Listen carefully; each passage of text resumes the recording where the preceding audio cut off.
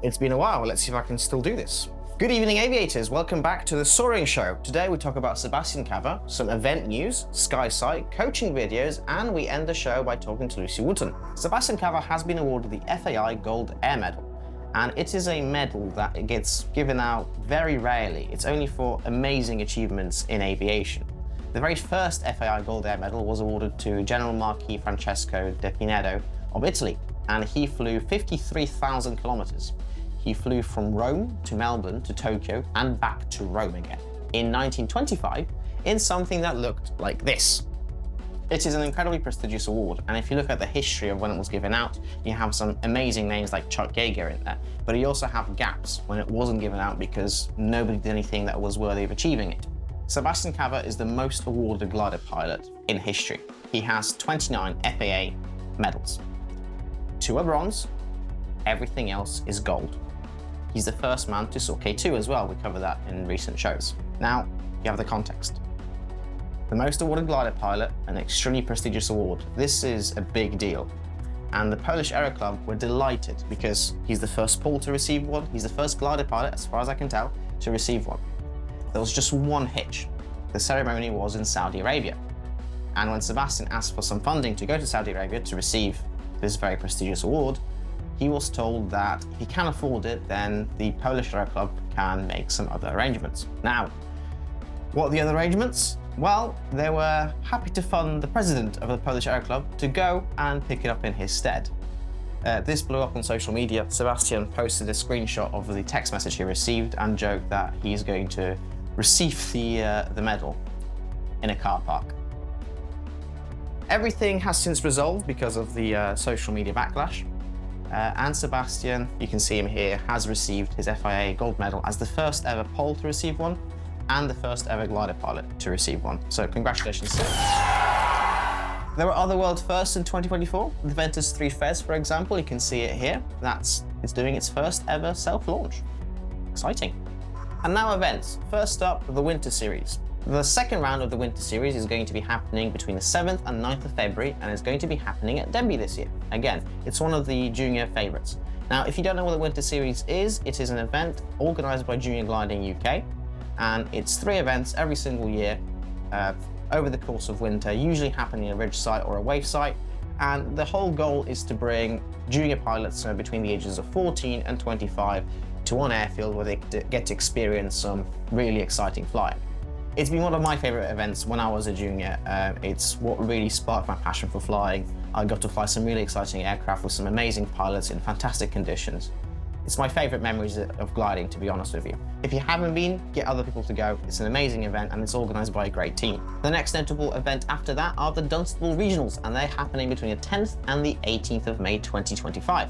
It's being advertised as a kick-off comp, and as such they are planning some sessions, some ground school on scrub days. So talking to some experienced flying folk, discussing task planning, analysis, and how to fly faster. It seems like it's going to be a great way to shake off some rust after the season and the winter we're having currently. But the highlight event of 2025 appears to be the Aston Down Regionals. They're going to be happening between the 16th and the 24th of August. And I spoke to Matt Page and they got booked out within the hour. Here's a screenshot of the first minute of the sign-ups opening. That's 16 people signing up in under a minute, some of them within milliseconds of each other. Now, if you are wanting to go or you have signed up on the waiting list, don't panic. They've capped it at 30 because they're also having the Junior Nationals happening at the airfield at the same time. So they capped it at 30.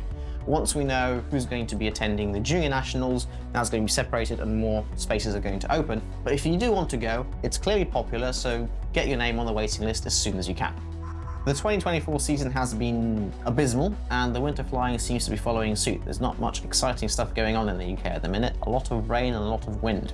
But I still find myself looking at the weather forecast, and if you have a Skysight subscription, you may have noticed that a new icon has appeared in the bottom left-hand side corner. So I reached out to Matt Scudder, who's the founder and creator of Skysight, to ask him what it's all about and how it's supposed to work. Cumulus clouds are not naturally forecast by weather models. They usually just say there's going to be cloud at these different layers. They don't really differentiate where there's cumulus clouds or different types of clouds. So the way we've figured it out previously is we just look at how high we're predicting the thermals are going to be, and we compare that to the condensation layer, and then we say there's going to be cumulus or it's going to be blue. So this wasn't very sophisticated, and we've recently had a big rethink of how we do that, and we now are able to consider the size of the cumulus in terms of that vertical development, the strength of the inversion and how that affects the potential for spread out, the moisture not just at the top of cloud base but at all the levels from the surface all the way up, the impact the wind can have on the development of spread out and stratus and building cumulus. And this has enabled a whole range of new charts, the most prominent of which is the Q overview chart. So this has only been enabled by this new modeling, and it's really intended to replace a lot of the other charts. So within the one chart, we're trying to show you on the base here, we have the colors, just the height of thermals, and then these dots on top of this are the height of the cumulus, both by the color and also by their density and distribution. So we can see isolated here, and then a little bit thicker here, maybe 4 or 5 octaves, and then really getting thick out here and quite thick near the coast. We also have on top of that areas of mid and high level cloud in the gray, and we have these rain icons here which show where it's going to be raining. So we can see a congested cloud here, isolated high base cumulus, some blue conditions, some mid and high level cloud cover, and some really congested clouds near the coast that are actually raining. And this has really been enabled by that new modeling, and we think it makes a lot of sense to use this as your new default chart when you're using Skysight. We think it replaces the height of thermals, the hue cloud base, the mid and high level cloud charts, the rain chart, the overdevelopment chart, the Q depth chart, all in the one. And we're recommending to people that they look at this as their first chart now, and that really this is more or less enough as the only chart that you need to really do most of your flight planning with. And we've been very busy. We've run into an issue recently where we couldn't find products we actually liked, so we ended up launching our own. First up is the Soaring hat. We couldn't find a hat that was 100% cotton and reversible and had designs that were good, so we made our own that does all three. We've also not been able to find a ruler that has kilometers on the edge. So all of them, for some reason, have nautical miles on the edges and then kilometers in the center, which isn't really helpful if you're a glider pilot planning a task, because we do it in kilometers. So our brand new ruler now has kilometers right on the edge, and you still have nautical miles in the middle where they should be. Jake has been developing a markup tool for putting your tasks onto a chart. He's been very passionate about that. He's been 3D printing loads of prototypes and messaging the designer. So I'm looking forward to you guys seeing that, because it is going to be very helpful. And we're doing some coaching videos, which I'm very excited about. We have Matt Scott, Andy Davis, Finn Slade, G. Dale, and Jake Bradford all going to be doing some seminars on gliding. And you'll be able to find those seminars on Patreon. And we're going to split up Patreon into two tiers, probably make more in the future, but for now it will just be two. There'll be the free tier and the paid tier. Now, the reason we want the free tier is because it removes things like ads and actually will notify you about us posting. Facebook, Instagram, YouTube, they all want content that attracts a broad appeal, and gliding is not a broad appeal yet. One day it might be, but it isn't now, which means you don't get notified when we create something. I've had people tell me that they really wish they saw the weather forecast, but they only got notified about it on a Monday, or they saw it weeks later.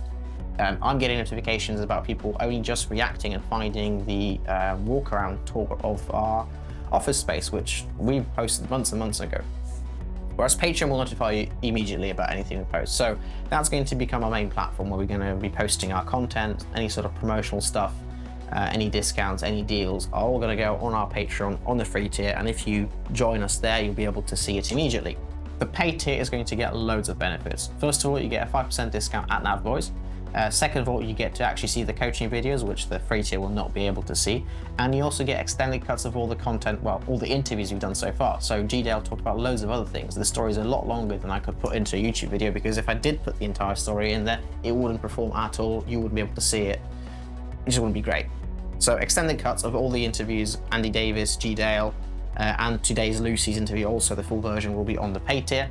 The first 50 people to sign up to our paid tier will be invited to one of the live seminars of the coaching sessions. So the coaching sessions will be a recording available on the paid tier, and the first 50 people to sign up, they'll be invited to one of those seminars, and they'll also benefit from A, seeing it live, and B, getting a QA at the end. And don't worry, we're not going to stop posting here or YouTube or Instagram. We'll still be posting everywhere. It's just that if you join us on the free tier on Patreon, you won't get the ads, and you actually get notified that we've posted, and you get extra bonus content if you subscribe, and you get some discounts on the web shop. And I really hope this grows and it has a positive reception, because it means we can create more cool things. One of my dream videos I want to do is I want to film a channel crossing in a glider. I think that will be a really cool video to do.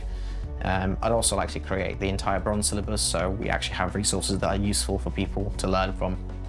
So yeah, please join us on Patreon. You get notified, or you get some cool stuff.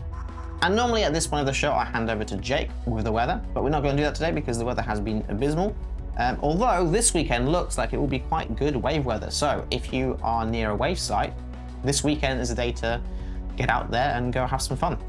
Another part that I know you all like the most, which is the interviews. Today we speak to Lucy Wootton. She's the Chief Flying Instructor at Edge Hill, used to be known as Shennington. She's the Chief Inspector for the Light Aircraft Association, and she leads junior gliding. I've known her for many years. She's an amazing person. We spoke at depth about the power of community, becoming a BJ inspector, career pathways, and you can see the full interview on Patreon. But for now, you join the action and we start talking about the future of gliding. With your experience of leading people and your experience of leading junior gliding and being a BJ inspector and helping Shennington become Edge Hill, but where do you see gliding going and what can we do to help it go in that direction? Well, that's a big question. It's also open-ended. Yeah. Oh. Because you must have had, over like leading these different groups and seeing them grow, you must have seen trends and things that are quite helpful and things that are very detrimental to growth and progress. I think with junior gliding and with kind of leading the team at Shennington, the thing that's made them both work is, I guess, that kind of community and that closeness of a group of people that have got a shared goal. So yeah, with sorting Shennington to Edge Hill, I think a real bonus of that whole exercise was that I got a lot closer to 25 of the members. I didn't really know them as well before, but now they're very close friends of mine. So I mentioned earlier about kind of society changing and people wanting things a lot more quickly and they can't commit the time. But I think a really important thing, whatever you do in gliding, is feeling part of a community, a group of people, because then I think you're more likely to stick at it and stay with it even if there's difficult bits, because you're kind of invested in that group of people and you enjoy being with them. So I think that's a big thing, is kind of retaining the sense of community within gliding, even if it's not necessarily all being at the same place for as much time as in times gone by. But we use a lot of kind of WhatsApp groups for communicating in our gliding club, which I know other clubs do, and some have more success than others, but it seems to work quite well in ours, as long as you there's a kind of unwritten rule of how you behave on them. But that means there's a lot of communication, you keep in touch with what's going on and you just feel part of that group even if you can't be there all the time. So I think going forward in gliding, kind of keeping that sense of community is going to be really important, because I think people just like to belong to things in general. They like to join different groups and have clothing with the logo because they feel part of something and accepted is a big thing.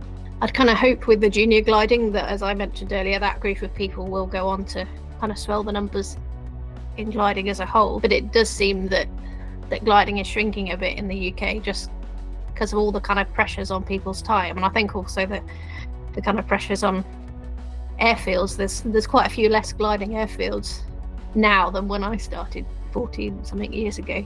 I think just because there's a lot of development of land and things. So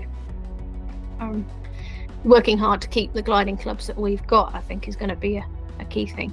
And that's part of the kind of excitement in gliding is with junior gliding, is visiting all these different sites. But if we've got less sites, then it's going to be kind of less opportunities and less exciting. So keeping those sites and working together for that is good. I think one thing I've noticed in my gliding club and in work is you can get a small number of people that like to create a load of problems that then detract you from the bigger picture, and you spend so much time trying to deal with this small group of people that are being really difficult that you lose sight of the big thing, and then you can't sort it out because you've just spent so much time on a small group of kind of people causing trouble. So it's trying to keep sight of the bigger picture and not let those kind of struggles get in the way, which I know can be easier said than done.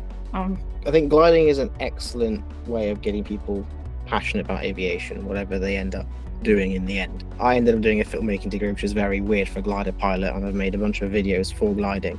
But my passion for filming came from flying. I loved capturing what was happening in this space. Loads of people become engineers because they're passionate about the mechanics of how the gliders work. Well, Hence, we have so many engineers.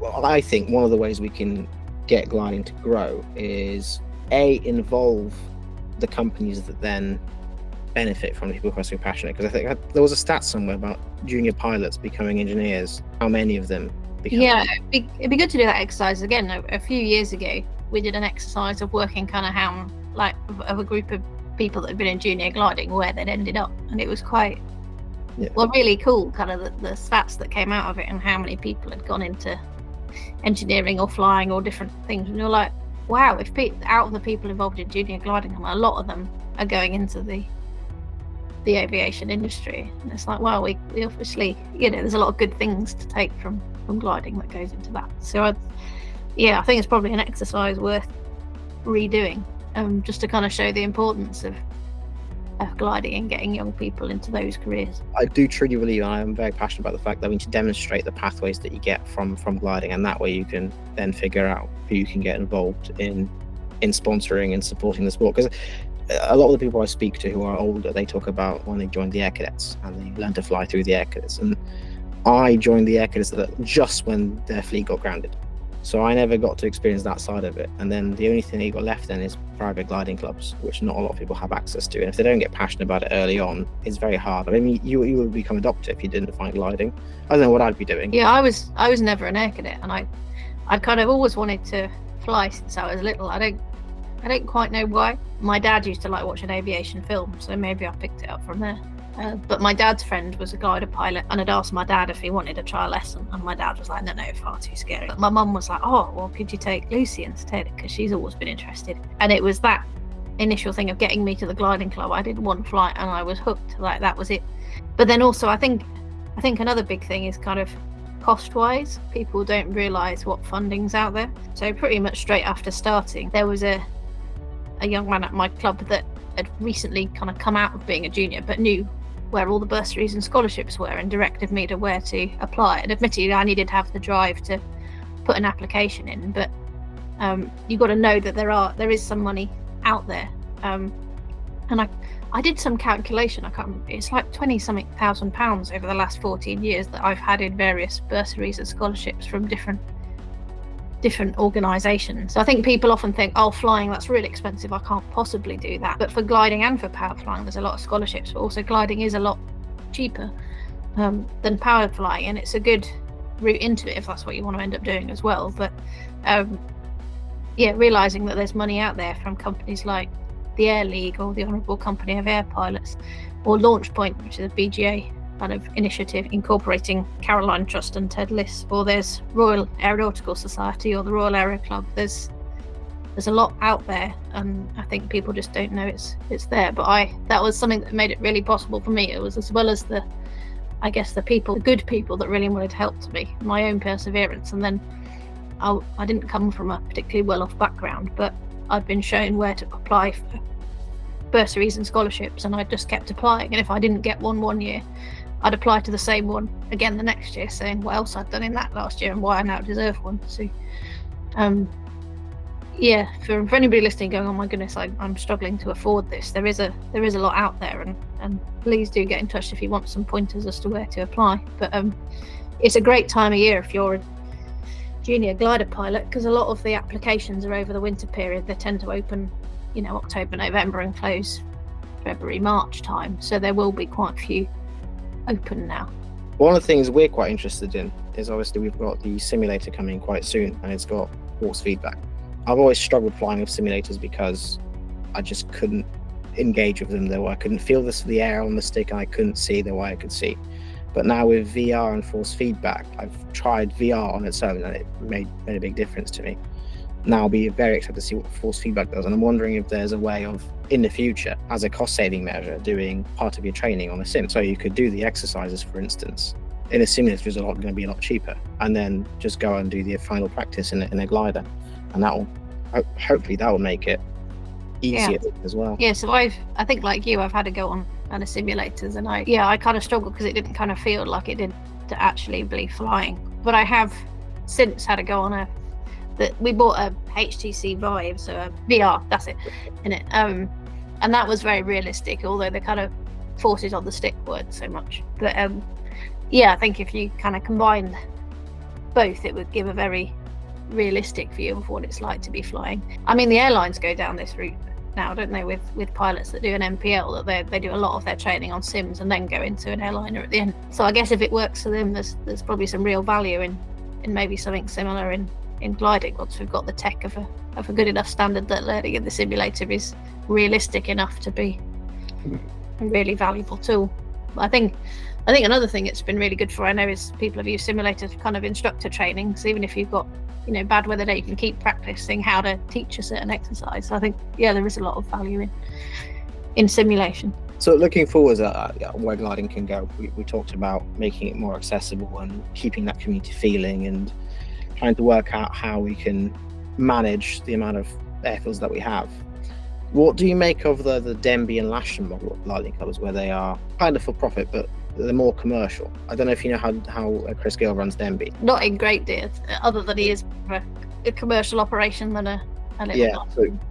So because of what you said, people tend to be nowadays a lot more cash rich and time poor. The way that he runs it is he has people arrive for specific slots to do their training. My concern with that is that you might lose that community feeling. He did say that it feels less like a club, and I've left gliding clubs because it didn't feel like a community enough to me. But it does work technically, because then the cash rich, time poor people can then go and join those gliding clubs. What are your thoughts on that? Yeah, it's an interesting one, and it's a kind of debate that comes up, I think, quite a lot with kind of the old model of gliding. If you're learning, is you turn up as early as you can in the morning and you get your name on a list, and then you fly at some point during the day. But that kind of works if you've got the time, whereas people want to, a bit like Powerful, like turn up, book, go on and do something else, and they've got the money for that. I think something I like at my club is we have duty teams. So once a month you're part of a team and you help on the airfield for a day, whether that's as the duty instructor or the winch driver or the tug pilot or just a launch point assistant on the ground, and then kind of the rest of the month you can kind of turn up for a morning or an afternoon, and you don't have to do the whole day thing. And I think something else we'll look at is kind of being able to book slots when it's, have some flexibility for people booking in advance and some for people that turn up and I hope to fit them in. But it's an interesting balance to strike between the kind of community club feel, but also people being able to get the most out of the amount of time that they're at the club. So yeah, I guess it's kind of a bit of a trade-off between the more community side and the mentoring and the wanting to be able to pay and just do your training at a certain amount of time. I guess kind of gliding's different things to different people, and we need to be able to cater somewhat for both of those groups. But I found there's been a real advantage in having our kind of teams, just because it provides some kind of oversight for particularly new people getting in. They've got a group of people that they see once a month and check up how they're doing and make sure they're moving on. But I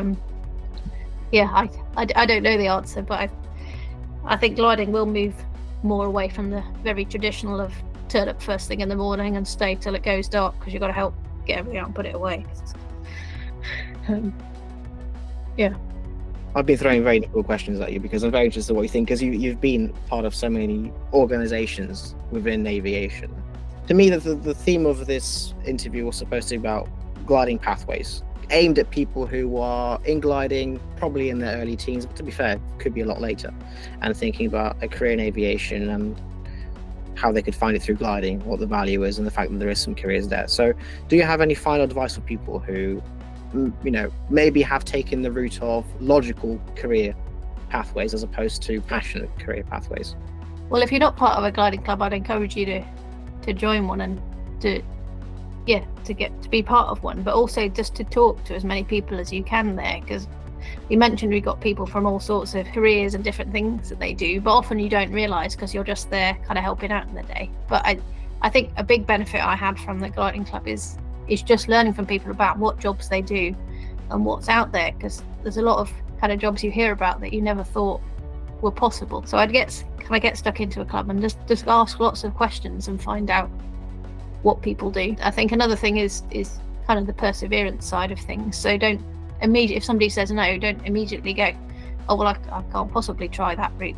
They've said no. I'm not saying I've massive arguments, but I think you've got to kind of ask why. And sometimes it's just because things have always been like that and people don't realise what's possible. Yeah, I guess those would be my my big things. And I think as a lady in aviation, it definitely is possible to be a woman in aviation and to go far at it, but it's not always easy. And yeah, there's some really great young female pilots in junior gliding, and I know women gliding give a lot of support for women that want to get involved in that. So if you're finding it particularly difficult as a lady in gliding, then there are other people out there like you, so do reach out to them and ask for a bit of support, or just a chat about how you're feeling, because that can really help. Even if people can't necessarily do anything, just talking about how you're feeling and your experiences can kind of help you see a way forward, or kind of progress to the next thing, or just cope with somebody that's been a bit difficult, and you're trying to process that. So yeah, I think reaching out to people similar to you might be a bit scary to start with, but I think there are a lot of us out there that have had similar difficulties kind of in gliding, and would be keen to listen. Yeah. Awesome. Well, thank you so much for your time. Cool. Thanks, Dorian. We'll see you around at some point soon. Yeah, see you soon.